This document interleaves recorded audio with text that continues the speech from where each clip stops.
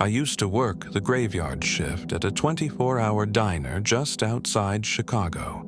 It wasn't a bad gig, mostly truckers and night owls. But one night, something happened that still gives me chills every time I think about it. It was around 2:30 a.m., and the diner was nearly empty. There was an older man sitting in the corner booth, nursing his coffee, and a young couple chatting softly at the counter. I was wiping tables when a man walked in. He was tall, wearing a long coat that looked like it had been through a war. His face was pale, his eyes sunken, and there was this strange smell, like rotting leaves mixed with something metallic. "Table for one?" I asked, trying to keep my voice steady. He didn't answer, just nodded and pointed to a booth near the back, away from the other customers. I handed him a menu and turned to walk away, but as I did, I felt this overwhelming urge to look back. He was staring at me with a grin that stretched too wide for his face. It wasn't a normal grin. It felt wrong, like his mouth wasn't made for it. I tried to shake it off and went back to the counter. When I glanced over a minute later, he was still staring. His grin hadn't moved. He hadn't even opened the menu. "Can I get you something?" I called out, trying to sound casual. "I already ate," he said in a voice that was barely above a whisper, but it felt like it echoed in my head. Then he stood up. No order, no bill, just stood up and walked out the door. But here's the thing. I swear I never saw his feet move. It was like he floated out. I thought that was the end of it, but when I went to clear the table, I found something that made my blood run cold. A tooth. A human tooth. Clean. Sitting in the middle of the table. I asked the other customers if they'd seen anything strange. The older man just shook his head and said, "You should burn that tooth. Don't keep it." I didn't listen. I kept it as a kind of souvenir. That night, I woke up to the sound of something scraping against my window. When I looked, I saw him, grinning at me, his mouth filled with too many teeth. I quit the diner the next day.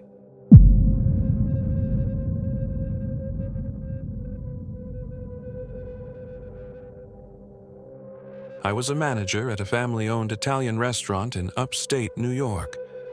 The place had been around for decades, and there were always rumors about it being haunted. I didn't believe in that stuff, but one night changed everything. It was close to midnight, and we were about to close. The dining area was empty, except for table 13, where a man had been sitting alone for hours.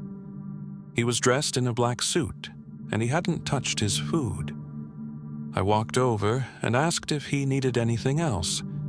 He looked up at me, and I'll never forget his face. It was pale and gaunt, and his eyes seemed empty.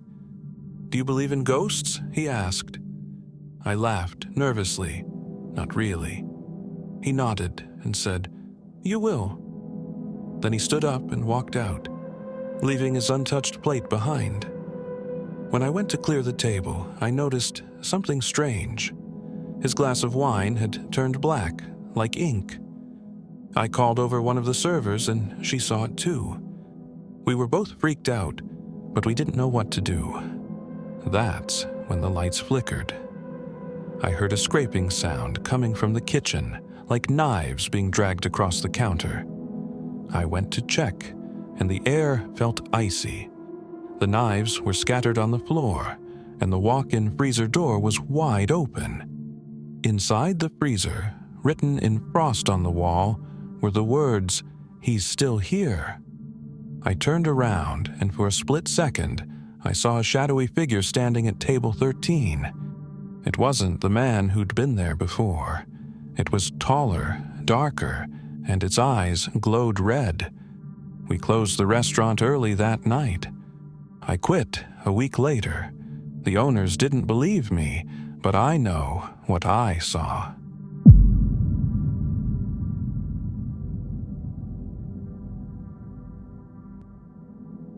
Years ago, I worked the night shift at a small roadside diner in Nevada. It was the kind of place where truckers and late-night travelers stopped for a quick bite.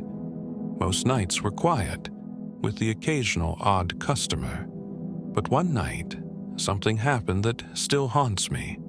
It was around 1 a.m., and the diner was almost empty, except for a lone trucker sitting at the counter. I was wiping down tables when the door creaked open. A man walked in, and immediately the atmosphere changed. He looked like he had stepped out of a black and white photo from the 1950s. He wore a perfectly tailored gray suit, a crisp white shirt, and a black tie.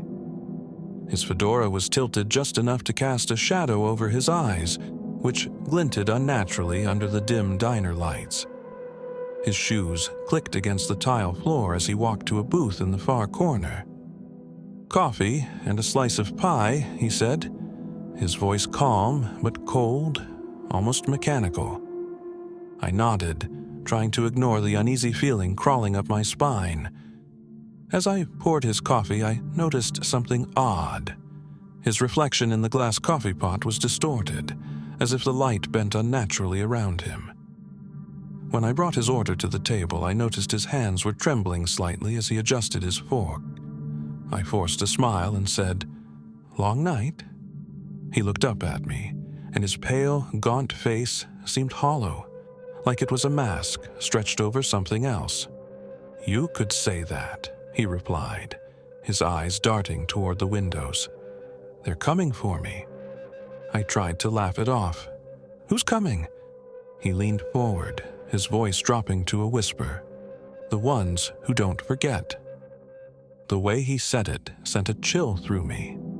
His gaze locked with mine for a moment, and I felt something shift in the air, like the diner wasn't safe anymore. I stepped back, muttering something about checking on other customers, but when I turned, the trucker at the counter was gone. His plate, his coffee, everything was untouched. Before I could process what was happening, the lights flickered. For a split second, the entire diner was plunged into darkness. When the lights came back, the man in the booth was gone. His coffee cup was still full, and his slice of pie sat untouched on the plate. But there was something else on the table, a photograph. The photograph was old, faded, and black and white. It showed the diner, but not as I'd ever seen it. The sign outside was different. The furniture was older, and there were several people in the picture. My heart sank when I spotted him, the man in the gray suit, sitting at the same booth, with the same eerie expression on his face. The back of the photo had a date scrawled on it, April 17th, 1957. I showed the photo to the owner the next day, and his face went pale. "That man was a regular here," he said, "but he died in 1958. Got stabbed to death in the parking lot after a fight. People said his spirit never left the diner." The story might have ended there, but it didn't. A few nights later, I worked the night shift again, and things got worse. At exactly 1 a.m., the lights started flickering again. This time, I heard a faint humming sound coming from the corner booth. When I turned to look, I saw him, the man in the gray suit. He wasn't sitting. He was standing, but his body was wrong. His arms were too long, his head tilted at an unnatural angle, and his mouth stretched into a grin that split his face in half.